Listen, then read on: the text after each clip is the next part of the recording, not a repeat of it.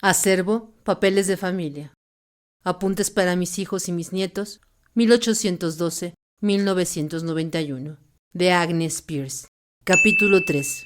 Los Monforte. Ibsen escribía la vida de cada uno de sus personajes antes de empezar una obra, porque sabía que el comportamiento de los adultos no se puede entender sin referirnos a sus características hereditarias y a su conducta como niños. La casa grande de Mérida que habitaron los Monforte está en la esquina que forman la calle 63, número 502, y la calle 60, frente a la Plaza Grande. Es de 2 pisos y en cada costado tiene 8 balcones. Por estar considerada actualmente monumento histórico de la ciudad y catalogada como joya arquitectónica, nadie se ha preocupado por restaurarla, tal vez desde la desaparición de los Monforte, por lo que se está deteriorando paulatinamente.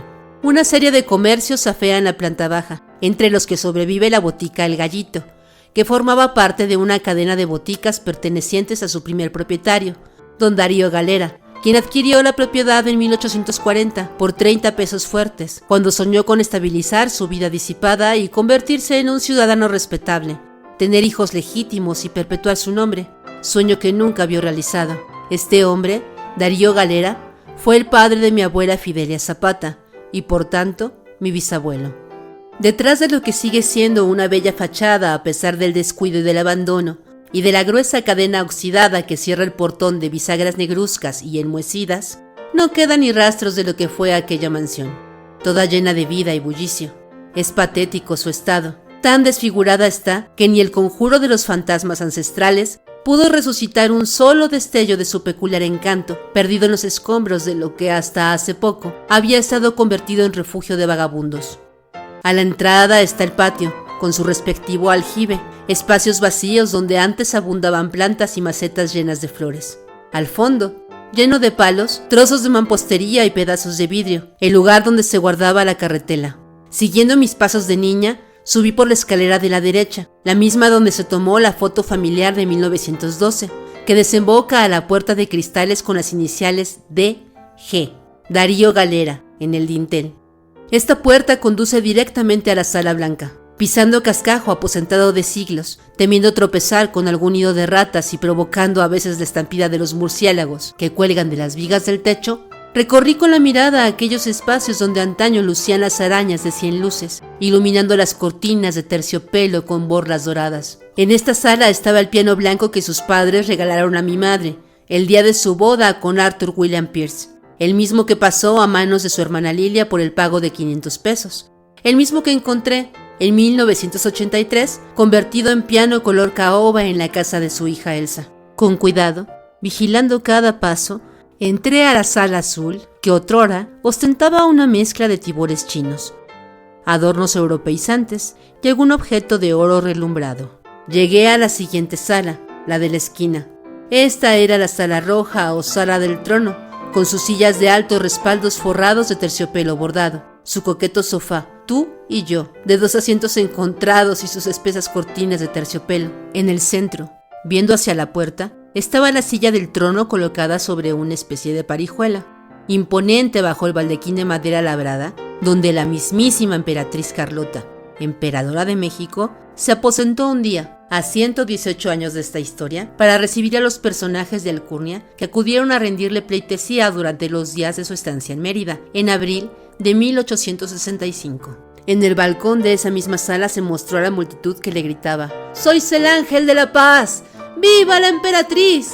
¡Viva la protectora de Yucatán!», porque todo Mérida era dinástico, y ella regresó reconfortada a México el 9 de diciembre de ese año. Desde ese momento, el salón de la esquina fue llamado la Sala del Trono, y fue allí mismo donde la emperatriz, el día de su partida, estrechó entre sus brazos a doña Dominga Pastor, esposa de don Darío Galera, y colocó en su pecho el prendedor de 16 diamantes en forma de estrella, que giraba dándole cuerda con una pequeña llavecita, joya que formó parte de su herencia en alhajas, que tuvieron fama como la más rica colección de propiedad particular en Mérida.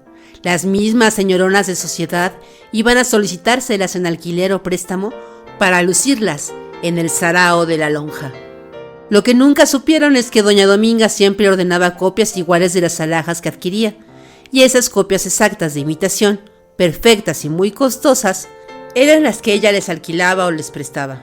Atrás de la casa grande está la que heredó la hija mayor de los Monforte, Delia, cuando se casó en 1922. En ella vive todavía mi primo Rubén, su hijo, que me recibió allí cariñosamente. Desde la azotea se tomaron las vistas de los balcones laterales y traseros de la casa grande, hoy tapiados lamentablemente. A buena distancia de la Plaza Grande, en el barrio de San Cristóbal, en el número 463 de la calle 69, está una casa destruida, como tantas y tantas otras en Mérida. Olvidada como si nadie hubiera querido saber más de ella, como si ni los dueños, ni los hijos de los dueños, ni las generaciones sucesivas existieran sobre la tierra. Esa casa fue el hogar de mi abuelo Seferino Monforte. Allí decidió ser abogado. Ante el asombro y afrenta de toda la familia, que había decidido entregar a sus 2 hijos varones al servicio de la iglesia y a sus 3 hijas al convento. Solo el mayor, Cristóbal, colmó sus aspiraciones y llegó a ser cura de la propia iglesia de su barrio, San Cristóbal. A esa misma casa, a los 42 años, Seferino llevó a vivir a su joven esposa de 22, Fidelia Zapata, y en esa casa nació su primera hija, Fidelia, a quien siempre llamaron Delia. La familia de Seferino Monforte provenía de una hacienda de Yaxcabá, municipio de Sotuta, donde se había establecido el abuelo de Seferino, un inmigrante francés llamado Jean-Marie Monfort, apellido que su hijo, el padre de Seferino, hubo de castellanizar a Monforte. El padre de mi abuelo, único hijo de Jean-Marie, se llamó Santiago, y su madre Micaela Rodríguez. Sus 3 hermanas, Facunda, Ángela y Domitila, tía Dom, esta última fue la única que nosotros tratamos y conocimos, lo mismo que al tío Cristóbal, tío cura. Sus 3 hermanas se quedaron solteronas y se dedicaron a recoger niños huérfanos o lisiados. Cristóbal, el tío cura, solía ponerme la mano sobre la cabeza mientras recitaba Agnus Dei Quintogit, Peccata Mundis, Cordero de Dios que quita los pecados del mundo. Yo no tenía ni la menor idea de lo que trataba de decirme, pero sí sentía unas ganas terribles de salir corriendo y apartarme del roce de su sotana, que me aterrorizaba. Domitila, la tía Dom, era ya en los años 20 una viejecita chiquita y desdentada, que hacía labores diversas a domicilio, costurar, tejer, bordar, surcir, etc., para sostener a sus recogidos. Cuando de vez en cuando llegaba a nuestra casa, donde solía pasar hasta una semana por la cantidad de trabajo que siempre había, la pobre tenía que aguantar los desprecios y la animadversión manifiesta de mi hermano Arturo, que igual que mi padre, odiaba la presencia de extraños en la casa y se lo demostraba sin reservas, como era su costumbre, trepándose al árbol de mamey de Santo Domingo y amenazando a mi madre con no bajar si no se iba de la casa a la tía Dom. Mi mamá, claro está, la defendía a capa y espada porque la estancia de la tía Dom significaba poner al corriente todo aquello que necesitara compostura o remiendo. Uno de los huérfanos recogidos por tía Dom se llamaba Ludovico, y cuando la llevábamos de regreso a su casa lo veíamos. Era un hombre de mediana edad, se decía taxidermista y dormía en un ataúd. Criaba culebras que abundan en Mérida, y aún persiste en mi recuerdo el impacto terrible que me causaba el racimo de serpientes irguiéndose, retorciéndose, sacando las lenguas puntiagudas y trenzándose dentro de la enorme caja alargada que tenía en el centro del patio de su casa, sin ninguna protección. Después nos mostraba la jaula alta y larga en la que tenía un enorme pitón. Ludovico había metido en la jaula a un conejito que, empavorecido, empezó a treparse, agarrado con todas sus fuerzas, hasta lo alto de la jaula para evitar las fauces de la serpiente, que, erguida como un poste, se balanceaba rítmicamente. «Lo está hipnotizando», nos explicaba complacido Ludovico. Todos estábamos estupefactos. Yo me agarré de la mano de mi mamá, aterrorizada. El pobre conejito estaba a punto de caer para ser engullido. Las fuerzas no le bastaban para seguirse sosteniendo, cuando encontré el valor para soltarme, echar a correr y salir gritando desesperada hasta el coche donde nos esperaba mi papá, quien al saber lo que estaba ocurriendo, entró por mi mamá y nos llevó a la casa. Esas eran las cosas que a él le disgustaban, pero que mi mamá no entendía por qué.